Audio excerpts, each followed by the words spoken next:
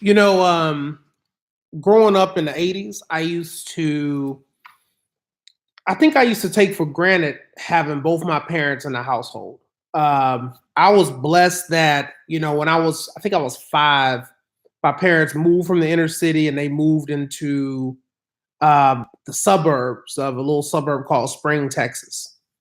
I remember when we got there, I remember when I was little, I think I was 4, and we used to have this little rental house, and it was kind of closer to the inner city. It was a small 1-story house, and I vaguely remember it. It was the carpet was really cheap, and the house was very small, 1 story, very small little flat. And I remember when we moved, I remember my parents said to me, we want you to have a better education than what we had. We want you to be able to understand the benefits of integration, and we want you to have a better education, and we want to expose you to more things. I remember that. And I remember when we moved out there, it was a 2-story house. It was bigger, probably double the size. I remember running from room to room like, oh my God, my parents are rich, and they weren't rich at all. They were just middle class. But the point I'm trying to make is that my dad, my father, he took a lot of pride in being able to provide a home for his son.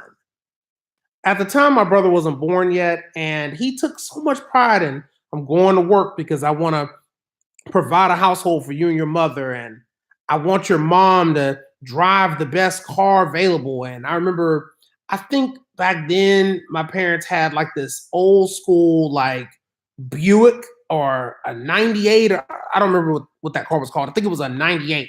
It was an Oldsmobile. That's what it was. And I remember my dad was like, one day I'm going to get a Cadillac, and we're going to have a Cadillac in the family. And for black folk back then, and hell, you might even say now, the Cadillac was like the status symbol of choice in most cases. If you had a lack, you made it. Well, my parents ended up getting that Cadillac. I think I was maybe 10 or so.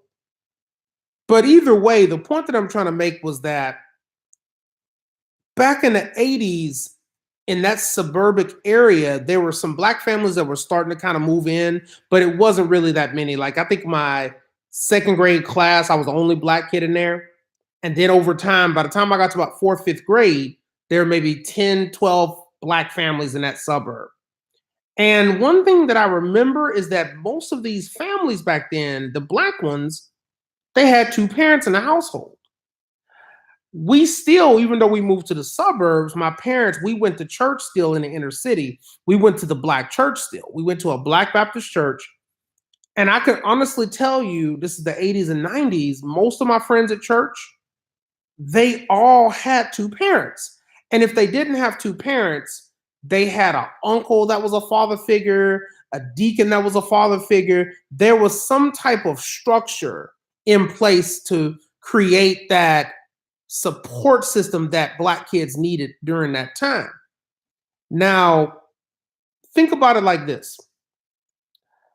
Back then, if there was infidelity, if there was any type of mess or drama, these parents would try to stick together. They try to fight to keep their marriage intact.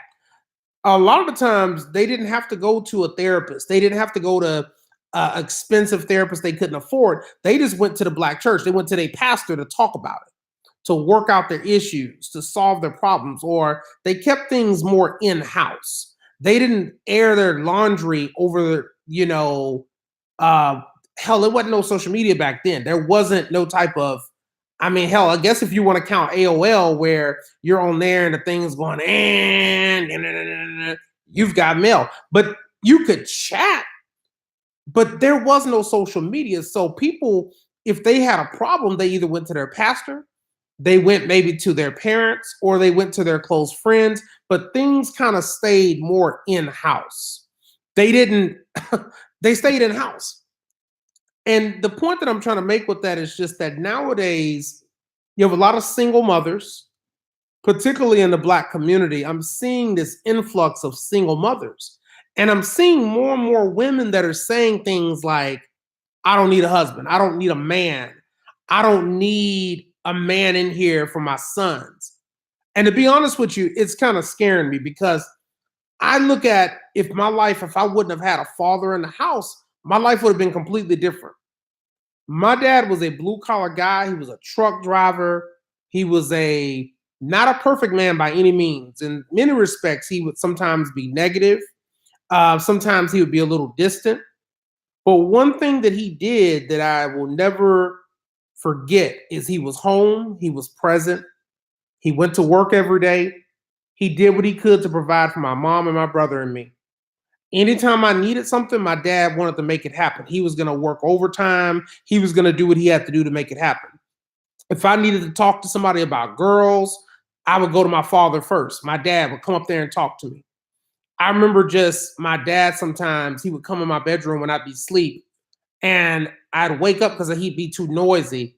And I would just hear him praying for me, praying for prosperity over me, praying for my health. And you know what? I thank God for that. I thank God for just seeing the way a man moves around the house, the authority of a man, the covering of a man. And I think that there were things my dad modeled for me that I just saw in his behavior. And over time, as I'm married today, I've been married now for 11 years, got 2 kids. I model those same behaviors to my children. I want them to feel the presence of a man in the house. So, my question today again is what can we do to reform and reshape the Black home, the Black family experience? Sometimes, you got Negroes out there that cheat sometimes. That's just what it is. Families break up. I understand that. But instead of divorce, what can we do to try to get back to counseling, get back to keeping things in house, get back to trying to reconcile for the sake of the children? And what do we need to do to the single Black mothers that are out here? There's some good single Black mothers. I'm friends with many of them. They're out here working hard every day, but it's hard for a woman to raise a son, especially nowadays with all the discrimination, the racism you have in the workplace. I mean, it's really hard for a woman to raise a son nowadays. They need help. So I encourage you, brothers, even married ones, even single ones, if you see a single mom out there that has a son and they just need a good man figure, a father figure, it don't mean that you're trying to have sex with the woman, but try to be a mentor. Offer your help to that young man, even if it's just taking him to the barber shop so his mom doesn't have to do it, throwing a ball with him, inviting him, taking him to lunch. We need to have more mentoring back in the Black community. And this is something that I would like to see the Black church do more of. When I was growing up, deacons would spend time with young men, talk to them, ask them questions, find out what they're struggling with, so you didn't have to just depend on only your dad. You had deacons, you had pastors, you had the mailman, you had police officers. You had more of a community in the 80s and 90s of men putting their arms around young Black children, young Black men, teaching these young ladies at an early age what she should expect from a man, teaching young ladies how a man is supposed to treat a woman, teaching young ladies that you are beautiful, giving them the confidence they need. These are all things that I really miss. And I pray and hope that there's some people that can join forces with me as we try to be better mentors to these kids out here. And I'm asking y'all to, I miss that old traditional Black family. I really do. I miss 2 parents in the household together, one accord, a united front. Just think about it. Why are we in the situation we're in today? Why is the divorce rate in Black America so high? The divorce rate wasn't this high 15 years ago, 10 years ago. What changed? What really changed? Was it social media that caused some of this? Was it economic factors? Was it that we're in an overly sexualized society? What are the reasons that the divorce rate in the Black experience, the divorce rate has gotten so high? What is it? Why are there so many single mothers walking around nowadays? Why are there so many men with multiple children from multiple women? Is it a loss of morality, moral compass? These are just some of the things that